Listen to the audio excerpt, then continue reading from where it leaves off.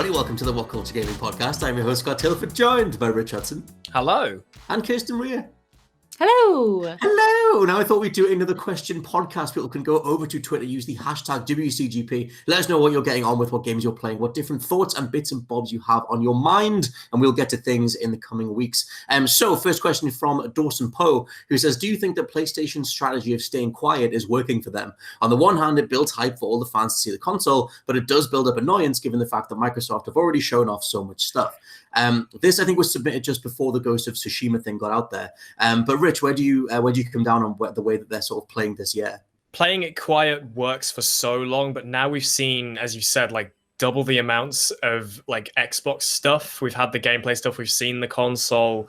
Now it's kind of like, okay, we need this PlayStation event to be officially confirmed because it still hasn't been officially confirmed for, what is it, June 3rd or something? It's been rumored for so long. It was meant to be one back in February. Now it's just in the summer at some point. I think because they're still being quiet about it, it's like, okay, you know, they've revealed the controller, which is really nice, but we need to see the rest of it now because it's only going to be, what, like, you know, 5-6 months away before launch. Like, we should hopefully know about it now so we can actually start saving our pennies to buy a PS5. So I think they are taking their sweet time. So I'm hoping that this reveal event isn't that far away. Yeah, they said that the rollout would mimic the PS4, which is weird because I thought I heard about the PS4 way before it came out, but they actually only revealed it at the E3 that it then came out in the holiday. So like there is still a way for them to mimic that stuff, but because Microsoft have got the jump on them so much, it feels like they're missing something.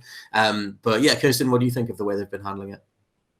Yeah, I think like Rich said, that it only works for so long. And I think even though the stuff that Microsoft has revealed, in my opinion, hasn't been great, I think that's what's annoying more, is because it's sort of like, oh, really? Like, that's what Microsoft has shown us so far? Like, come on, like, let's see what you've got then. Let's see what, you know, just give us something so that we can at least get, like I said, a bit excited and start saving up the dough and be able to pick your option. Because I personally like both Xbox and PS4. I don't really have a preference. I'll play both. But I will want to buy one first compared to the other. So at the moment, all I've seen is this kind of chunky block of the Xbox. And it's like, well, I guess I'm getting the Xbox because I don't know what the PlayStation looks like. Yeah, it's just, you know, and I've not seen anything. So, it's time now, PlayStation, to just let it go. Just let us know. Just let us know what's going on. Drop some logos. I think for me, yes. I kind of think that they could have done it a hell of a lot better. You've got such a weird rollout. Like the first mention of it for the PS5 was in the Wired magazine interview, and then they sort of, you know, did a blog post update for the controller. And they've not really, like, we know which projects are coming. We know about Spider-Man 2 and God of War 2 and stuff, but none of that stuff is official. It's just been mentioned in interviews. They haven't like put out trailers and stuff. I guess like another thing is like, what do you guys want from a PS5? Do you feel like the PS4 still has so much life in it, or is it kind of like, are you ready for the next generation? Weirdly, the thing that I first jump to whenever I think about the PS5 is, please, let's have everything that you said will be backwards compatible compatible, because at the moment there's nothing that I will be getting on launch. There's nothing that's releasing at the end of this year that's making me go, okay, I need to buy a PS5, or I'm going to pre-order this Xbox exclusive for PC. Sorry? Looking fancy rocks. Got all the fancy rocks on the PS5. Oh, I love the fancy rocks. By the way, I do apologize to the listeners / viewers if you can hear the gales outside in Gateshead. It's pretty damn breezy. The Banshee. And I don't know how often the video is going to cut back to me just sitting here looking awkward while it's breezy. So I apologize for that. Boiling over. I'm just waiting to see if there's something that I will actually want to get. There's a part of me that's worried that I'm going to see the PS5 and go, from a design perspective, and go, that's so pretty. I want that under my TV. I don't care. I've got nothing new to play on it. I just want it under my TV. I want the backwards compatible stuff. The thing I want the most, honestly, is I want the PS4 themes to work on the PS5, because I love my Tetris Effect dashboard on my PS4. I love it. I'm like, just let me use that on the PS5 and I'll be happy. But at the minute, there's nothing that's screaming to me that's going to make me get the PS5 on launch, unless they have like a new VR title for it or something like that. I'm still waiting on that definitive thing that'll make me get a PS5. I'm not going to get a Series X. I don't. Right. Since I've got a PC, buying an Xbox is completely redundant. So I'm waiting for that. Something Yeah, they need something. I mean, it is weird. Like, I think there was a recent interview with Hiroki Totoki, which is like I think he's like the head of their engineering department, and he was being asked like, hey, you guys are playing it pretty quietly, you're sort of got this kind of more considered rollout, and he was like, just wait for the sales, just wait and judge us by our sales, which like is probably gonna come true. But yeah, I think they could do with some sort of head turning reveal, some sort of game reveal, something like that. My assumption is that after The Last of Us and Ghost of Tsushima get out the way, then I think they'll go straight into it. I just think that they don't want to do too much too fast in terms of, without the sort of, I guess they could confirm backwards compatibility and say, hey, look, don't worry, this will work or whatever. But maybe they don't want to just eat into the idea of PS4 availability by doing too much too fast with the PS5. Next question from .pone. I think a bunch of us got tagged in this and it kind of blew up last week. Who was just saying, this generation, we've seen the rise of photo mode in our favorite video games, to the point that it's a featured highlight of game presentations. It was in the Ghost of Tsushima one. Do you think it's a feature that every game should have in the next generation? I absolutely love photo modes. I think we talked about them on another podcast actually, but I might have just been thinking of the replies I gave the guy on Twitter. But like, I don't know if you guys get so caught up in pausing every 2 seconds just to reframe the camera. Like going back to The Last of Us, like every single scene, I'm like, oh, that would make a cool screenshot and that'll be a cool thing. But all I end up doing is taking like 100 shots and then deleting them off the PS4's system console thing anyway. But where do you guys come down on photo modes in general? Yeah, I love a good photo mode. I remember when Metro Exodus came out and all I was doing was just taking photos every 5 seconds because it was just such a beautiful game. And and I was so proud. Like, every time I took a picture, I was like, Sam, come over here. Look at this picture I've just taken. Look at my lovely background now. Look how pretty it is. I mean, I don't know if it necessarily needs to be in every game, but it is nice to kind of have that option to be able to. And I think it enables you to have that appreciation for a game when it is so pretty, because you're not just taking pictures for the sake of taking pictures to be like, oh, look at my armor, look at my character, or look at this. You're taking pictures because you are just blown away by like, wow, look how pretty this is. Like you said, wow, wouldn't this make such a brilliant screensaver? So yeah, just kind of chucking that in there to sort of see the fans' appreciation for your work.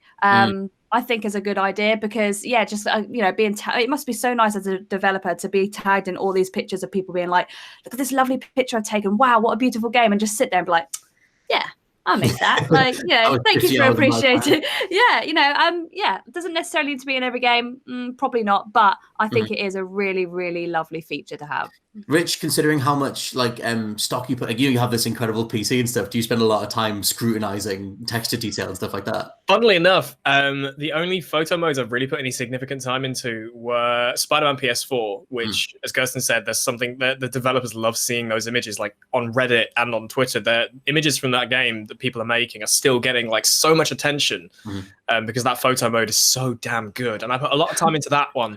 And I did somewhat into Forza Horizon 4, but interestingly, I don't always jump to photo modes. As much as I'm someone who loves like compositing, that sort of thing, and making really nice images and stuff like that, it's just stuff I do. I've weirdly not put as much time into those things as I thought I would. I've not touched the Doom Eternal photo mode at all.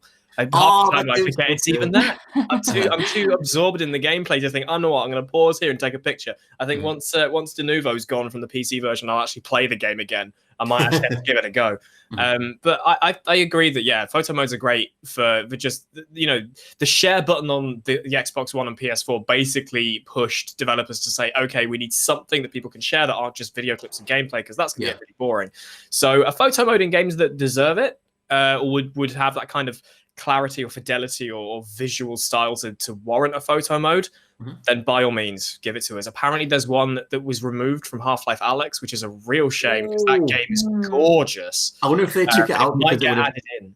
Like you would be able to see, because sometimes when, especially in Doom Eternal, for example, when you put the photo mode on, loads of the muzzle flashes and stuff don't line up with where Doom Guy is, because it's more where your perspective would be. So sometimes when it's a first person game and you put the photo mode on, it kind of breaks everything. And I wonder if that was the case with Half-Life, if you would just see two floating hands in the middle. I think that's maybe what it is, because then obviously with Doom Eternal and Alyx, they don't have a full 3D modeled player model, so you are literally just hands in Alyx, or just arms as you are in Doom. So that probably has made things difficult for them, but it'd be nice to see him put it back in. But I think photo modes should be present in the games that need it. If you've just got a pixel platformer, obviously not really as useful, but anything else, then by all means give the players that extra bit of it's obviously not gameplay, but it's more time into the game. Give them that creativity to make things. Same with Super Mario Odyssey. I actually took quite a few pictures in that as well.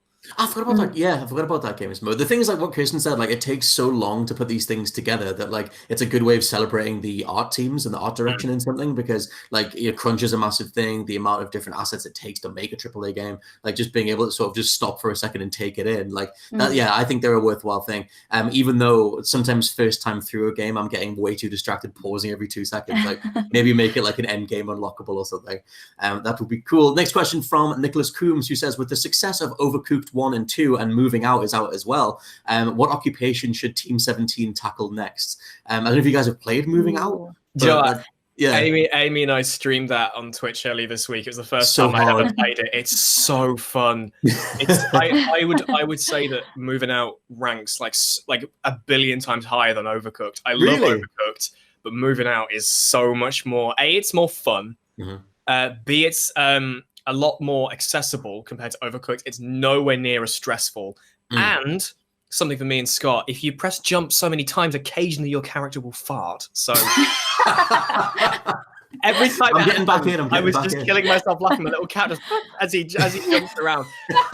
Moving Out is amazing. If you've not played it, you should totally try it. I tried the demo and just thought it was really hard, but like I guess I just need to try again, because me and my wife played it and we just couldn't, because in Moving Out it's physics-based thing. You're dragging different pieces of furniture to a specific goal, which is the moving truck, and then they also add obstacles in, like different roads. It turns into Frogger in the demo, and we just couldn't get stuff to like throw it in the right direction, and it was all like, because it was physics dependent, things were falling in the water, and I was just like, I wasn't getting on board with it. But Kirsten, have you tried Overcooked or Moving Out? I've tried Overcooked. Yeah, that's a good thing. What I love about these games is that they're such a good like couch co-op game to play with like your friends and family, to just like bring everyone together and just have like a proper good laugh. Overcooked was brilliant. I still haven't played Moving Out. It's on my list. Like I literally, as soon as I saw the trailer for it, I was like, that looks brilliant. Like we have to play that. And I've still not done it. I've got it downloaded. It's there. It's ready. So yeah, I've got that on my list. Hopefully over this weekend, I might be able to sit down with my partner and we'll have a good go at it. Because I'm up for a good old jolly time. But yeah, I love games like that. Me and Jules recently played Ember, which is quite similar, where it's like your player's like a firefighter, and games like that, they're just so funny. Just taking something that's just either mundane or something that's quite a serious job and just completely just turning it into something so stupid and silly. It's brilliant. So yeah, I don't really know what they could probably tackle anything next, really. Like they could make a game about literally watching paint dry and it would be hilarious. I like the idea. I don't know if you guys played Totally Reliable Delivery Service, but that is like a physics-based take on it's pretty much just Death Stranding by way of Gang Beasts. Like it's everything's super physics-based, and it's like it's buggy and stuff, but like it's fun enough. But yeah, I think those things that are so physics dependent, for me, it's such a fine line. Like I got sick of Overcooked because it reminded me of working retail. It literally reminded me of working in Argos, like in the stockroom. I was like, oh god, I don't want to be so contingent on like customer orders and stuff. But I like the idea of the core of it. Rich, do you have any particular jobs you would apply this stuff just to? Thinking about it, I'd love to see them doing like almost like a safe for work viscera cleanup detail, if you've ever seen that game. Just like do a cleaning game, kind of in the same way that Moving Out is like, okay, you're literally moving people out of the house, but in the process of things, you're breaking all the windows, you're wrecking everything. Just imagine that it's like, everything in your house is broken, but everything's very clean. So maybe do something along those lines. Yeah, just thinking of like a service job that could very work. Shiny pile of garbage. A bit silly, but yeah, maybe cleaning out. I would back something like that. Yeah, my mind went to just some sort of like stockroom type thing, like using forklift trucks and launching like a fragile package from one end of the warehouse to the other one. And there maybe are serious games like that already exist. There's one called Wilmot's Warehouse that's just on mobile, but I know it's out on like Switch and stuff. So, but yeah, a fun version of that could be quite good as well. There's something else on Switch as well, and I think it's called Got the Job or something like that. That they showed as part of the last Nintendo Direct. That was like a guy going for a job and then like bumbling through like an office environment and breaking everything. It's kind of like its own little thing now. This sort of genre of like super physics heavy, everything goes wrong simulator. It's kind of like Job Simulator in by Alchemy. Like it's that kind of style. I was just about to say, I love Job Simulator. Just just taking something that like people can relate to and being like you said, Scott, like, oh yeah, I remember working in retail and having that sort of job, but then making it like so fun and giving you those options to be like, when a customer comes in, to be like, do you know what? Oh, this is something I've always wanted to do. So see, I wish like in those games, if there was a bit where every now and then a customer comes up to you all red faced and you can just slap them, I would take slap the customer simulator, because we've all been there. Simulator, that would be brilliant. Just have sort of like sim. Karen Defeater simulator, and I'll take them on. Yes. Not to worry. The next question from Trotty XD, who says they've been playing through GTA San Andreas on the PS4, and it got them thinking about why haven't Rockstar remastered any more of their games. Surely people will be happy to see them, and those games should hopefully be as perfect now as when they came out. What do you guys think of that? I don't know. I think, Rich, did you not play the old GTAs? I've played very little of the GTAs. The only one I've ever put really substantial time into was 5, and that's playing through the campaign mode, the story mode. I've never really got into GTA Online.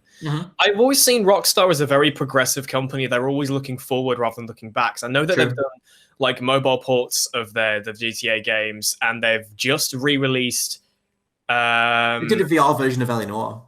VR version of LA Noire, and they just did a release of GTA 4 on their Rockstar launcher. That's what I was thinking of.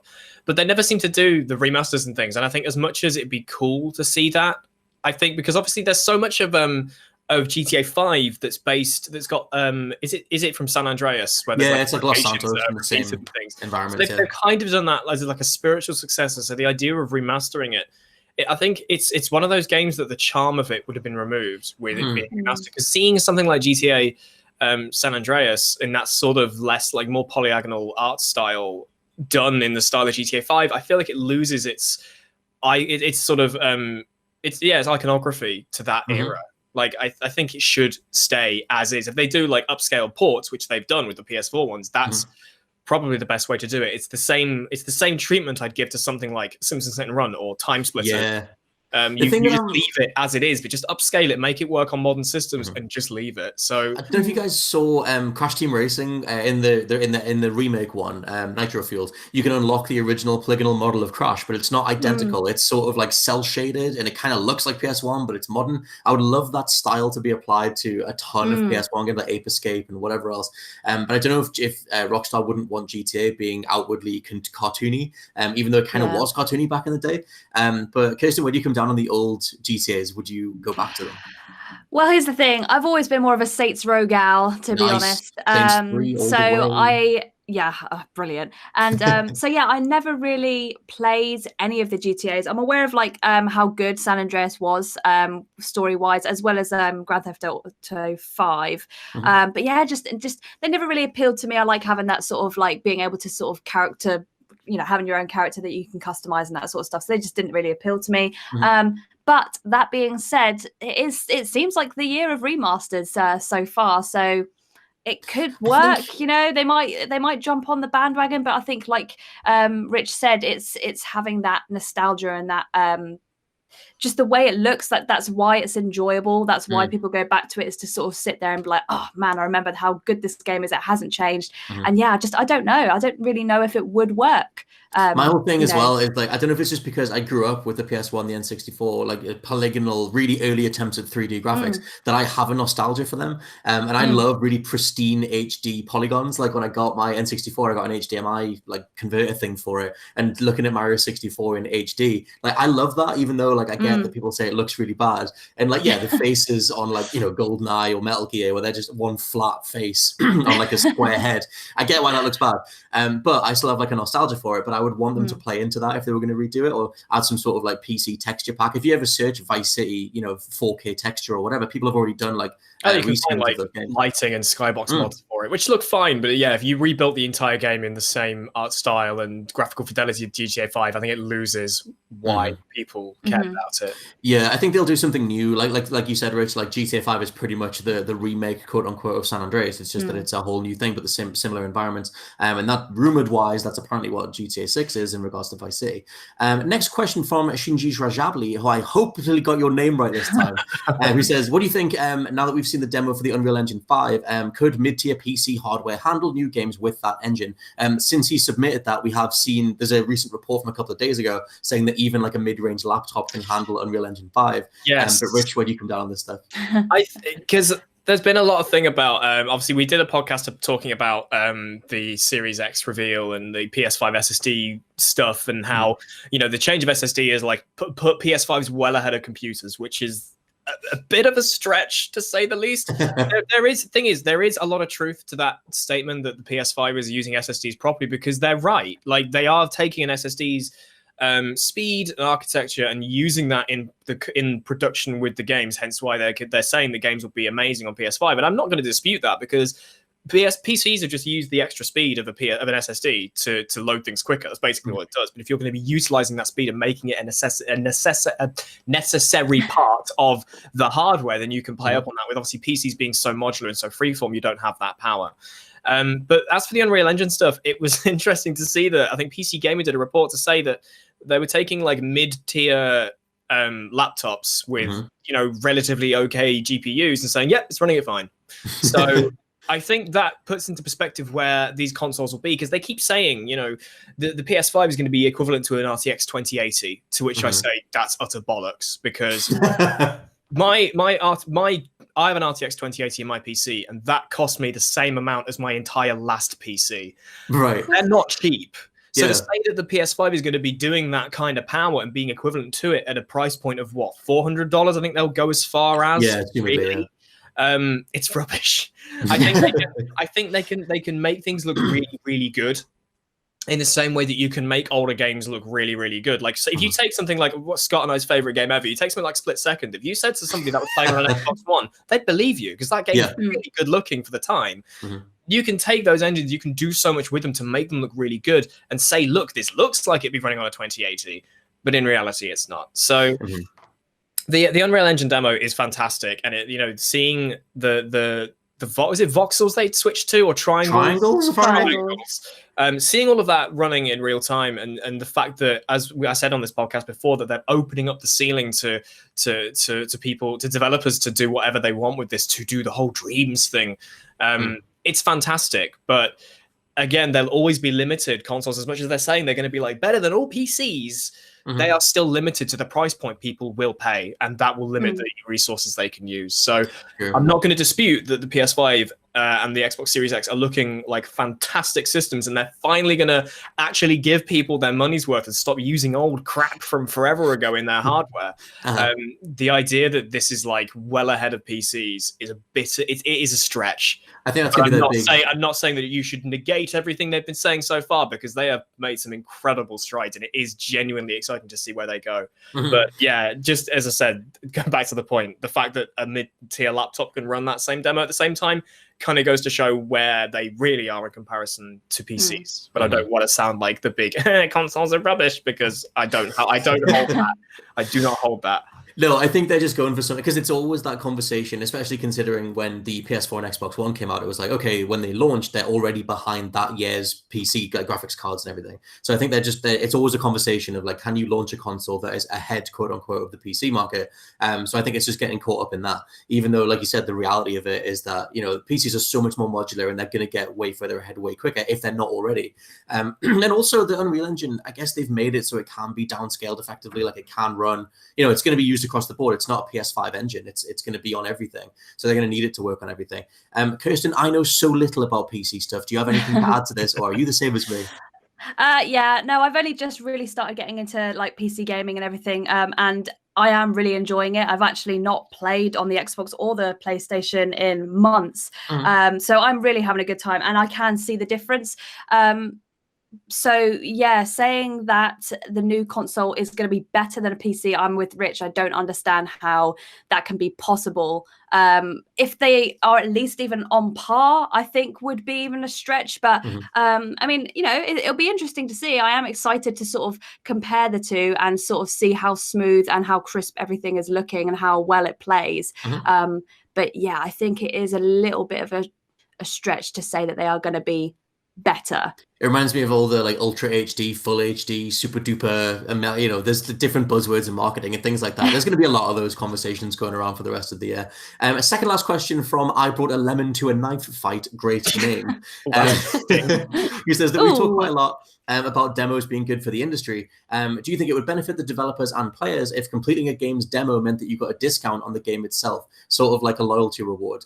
That would definitely benefit the consumer, but there's no way that any publisher would sign off on that because as much as that would be good for the player, that makes no sense. Unfortunately, the idea of the demo is to get people to pay the full price because they're at least getting a rough idea of what they're going to be paying for. As much as yes, in practice that sounds like it would make sense. Like I remember having this debate back in sixth form media before the Xbox One and the PS4 came out, because there were, you know, as per usual, there were all the rumors that the Xbox One and the PS4 weren't going to come with disc drives.